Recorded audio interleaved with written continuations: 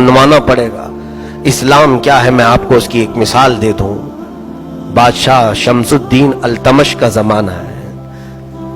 उस या बादशाह गयासुद्दीन बलबन, एक बहुत बड़े इस्लामी बादशाह का, हिंदुस्तान के बादशाह। उस वक्त एक मसला ऐसा पेश आया था कि वो शिकार खेलने के लिए गया या जंगल में, उसके तीर से, बादशाह के तीर से एक गरीब बच्चे को तीर जाकर लगा और बच्चा खत्म ही हो गया। वो जिसका बच्चा था वो एक औरत, काम करने वाली औरत थी। तो वो हाय हाय चीखते हुए आई।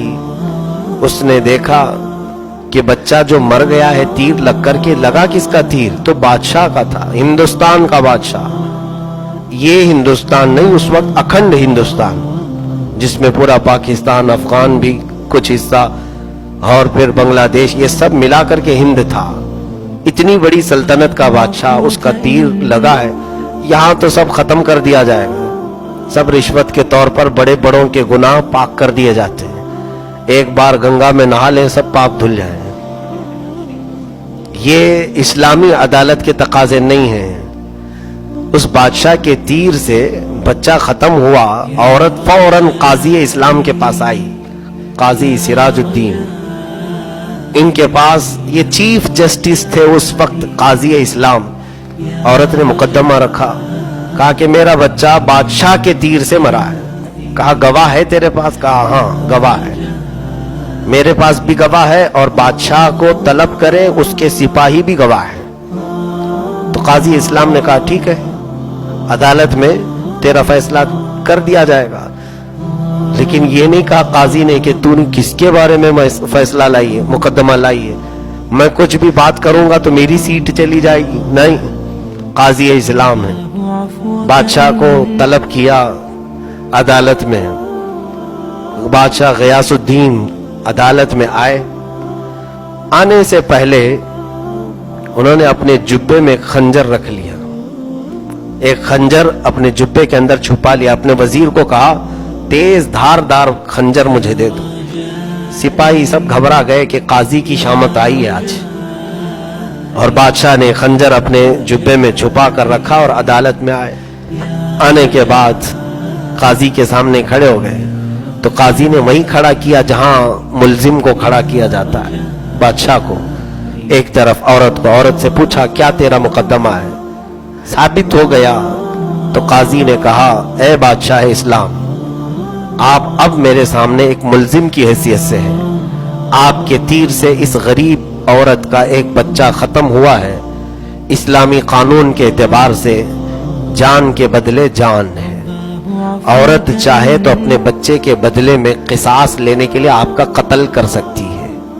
जान के बदले जान है। दूसरा ऑप्शन ये है, औरत अगर चाहे तो दियत, यानी एक जान के बदले कुछ पैसे मांग ले उससे, कातिल से, और उससे पैसे मांग करके अगर वो माफ करना चाहे तो ये औरत के लिए ऑप्शन है।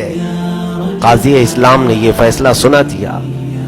बादशाह कटहरे में खड़ा है, कत्ल भी हो सकता है और पैसे दे करके छूट भी सकता है। अब औरत को पूछा गया कि तेरे लिए, तेरे हक में फैसला आ गया, ऑप्शन है दोनों। तू अपने बच्चे के जान के बदले उस बादशाह की जान ले सकती है, या तो फिर तुझे जिस चीज का मुतालबा करना है, माल का, वो मुतालबा कर। अगर वो बादशाह देता है तो उसे आजाद कर दिया जाएगा। उस औरत ने कहा मेरा बच्चा तो जा चुका, दुनिया से रुखसत हो चुका।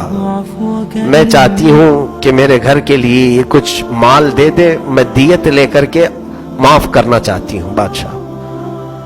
बादशाह ने उसकी मुंह मांगी कीमत उसे दे दिया। जितना उस औरत ने मुतालबा किया उससे ज्यादा दिया।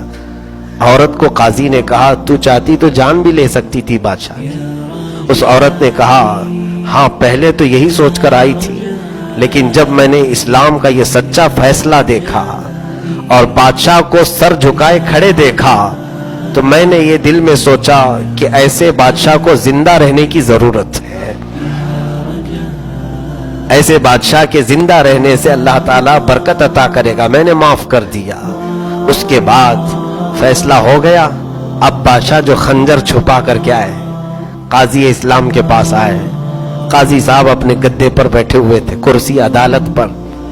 تو بادشاہ سامنے کھڑے ہو کر کے کہنے لگے, قاضی اسلام سراج الدین رحمت اللہ تعالی, کہا اللہ آپ پر رحم فرمائے, آپ نے آج شریعت مصطفیٰ صلی اللہ علیہ وسلم کے مطابق فیصلہ کیا, سامنے والے کی حیثیت کو نہیں دیکھا, آپ نے بالکل وہی فیصلہ کیا.